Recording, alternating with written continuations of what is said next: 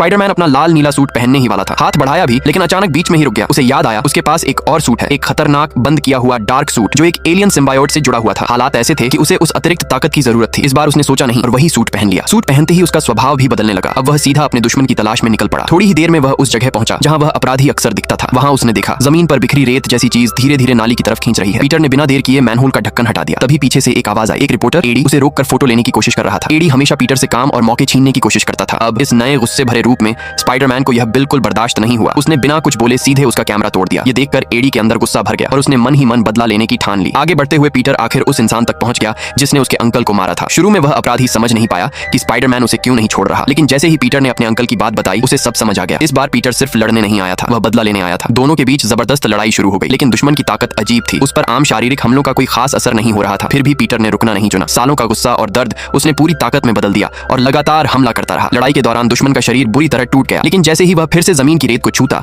उसका शरीर धीरे धीरे वापस ठीक होने लगता और पहले से ज्यादा ताकतवर हो जाता। उसने मौका पाकर पीटर को जोर से दूर फेंक दिया और फिर हमला किया। लड़ाई बराबरी पर चल रही थी, लेकिन पीटर को धीरे धीरे उसकी कमजोरी समझ आने लगी। जब उसने उसे पानी भरे हिस्से में धकेला तो उसने देखा पानी में आने के बाद वह खुद को ठीक नहीं कर पा रहा था। यहीं से पीटर को आइडिया मिला। उसने पास की एक बड़ी पाइप देखी। बहुत मेहनत के बाद उसने उसे तोड़कर खोल दिया। जोरदार पानी का बहाव निकला और सीधे दुश्मन पर गिरा। लगातार पानी के दबाव से उसका शरीर बिखरने लगा और आखिरकार वह पूरी तरह मिट्टी की तरह टूट कर बह गया। कुछ ही पलों में वह दुश्मन हमेशा के लिए नाली में गायब हो चुका था।